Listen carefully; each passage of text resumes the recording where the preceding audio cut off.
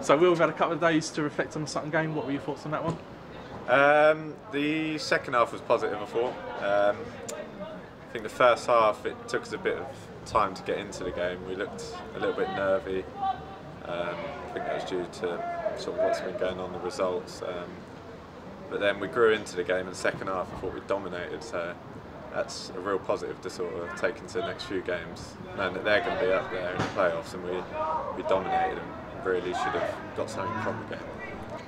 I think there was large parts of the game when we dominated. I felt that their team had more experience, and you could tell by my reaction they was kind of, I felt they was taking longer with things because I think we had the youth on our side in the game.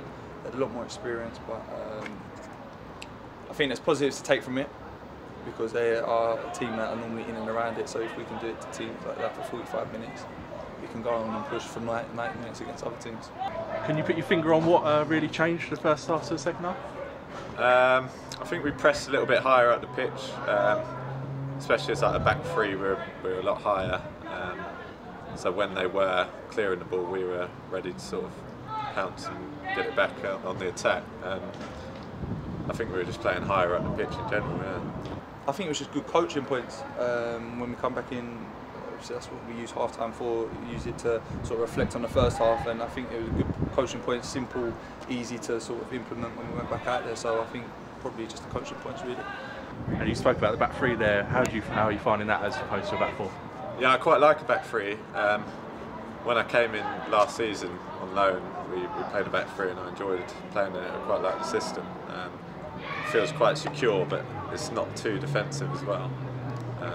You feel like you've got a lot of attacking options as well. So how's what you've been since he's stepped up to be the gaffer? Yeah, what he's been basically the same guy. He's a good coach.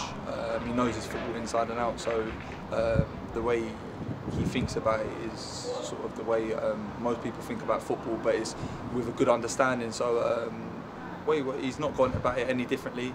He's done little things differently, but yeah, no, it's all good. Being a centre half, ever since he's come in, he's helped me a great deal. So that's a real positive to have him to learn from, and he's constantly teaching me new things, and I'm learning from him. Is there anything he's sort of done differently since he's taken over?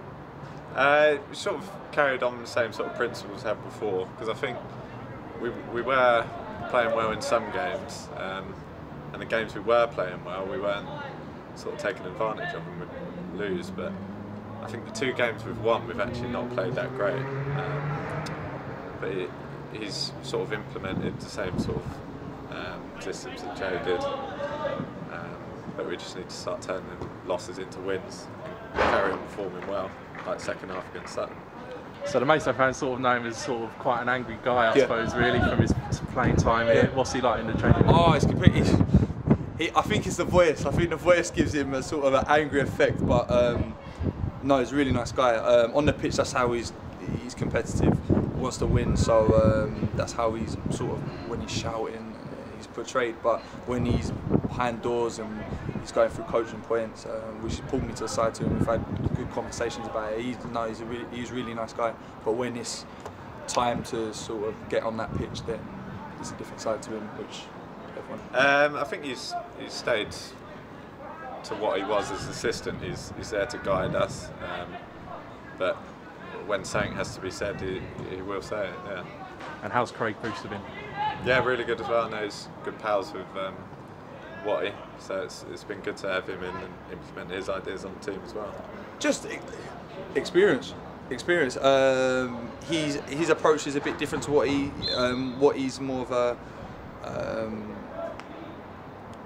sort of, he kind of talks you and talk you through everything, and Craig's more of a just small little points here and there, but he's been good with the forwards. He's been taking the forwards quite a lot, doing a lot of work with them, which is good.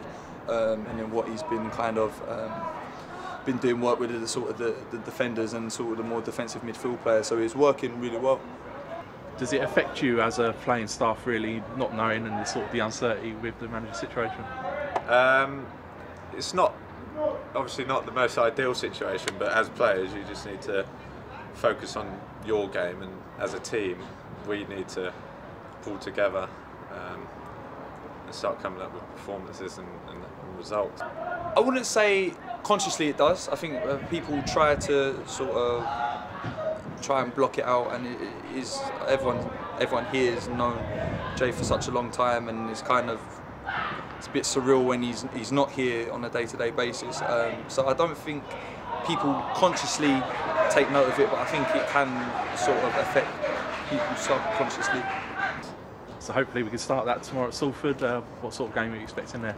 Yeah, it's definitely not going to be an easy one. Obviously they're favourite to go up, but at the same time that's probably a game we need right now, where no one expects anything from the game, and that could be a good chance for us to just go play without pressure and nick a result. A good team. It was obviously 2-1 favourites to go up, so it's going to be a good game. But we have decent records against good teams, so I don't think it's going to be an easy game for them at all. So I think we're going to go after the preparation we've had this week, after the Saturn game. I think it's going to be a good game to watch. Do you think it helps us that maybe it's almost a bit of a free hit and not much pressure on the team? Yeah, I think it takes the pressure off us, but at the same time there's a lot of boys in that change room, me included, that don't want to lose, and we're not happy about losing, and I think that's when you're losing is we're just rolling over, but a lot of us don't purposely. We do give it our all. So I think the pressure is off us, but there's a lot of people in that change room that want to win. As players, is it sort of the circus around, not circus, but all the hype around Salford? Do you sort of take notice of that, or is it not something that really interests you? No, not really. They're just another team at the end of the day with maybe a bigger budget than a lot of other teams in the league, but still 11v11. So we know we can, if we play like we did second half against Sutton, we can beat anyone in this league. We just need to turn them losses into wins and the draws into wins. Do you know what? Football's it's a small world, so everyone knows everyone, and it's not sort of something that sort of kind of affects you. It doesn't affect you because it's just football. Everyone knows everyone, and everything's what happens up there you also hear about down here, so it doesn't really sort of affect us. Names don't really affect us. We just go out there and just try and perform as best we can.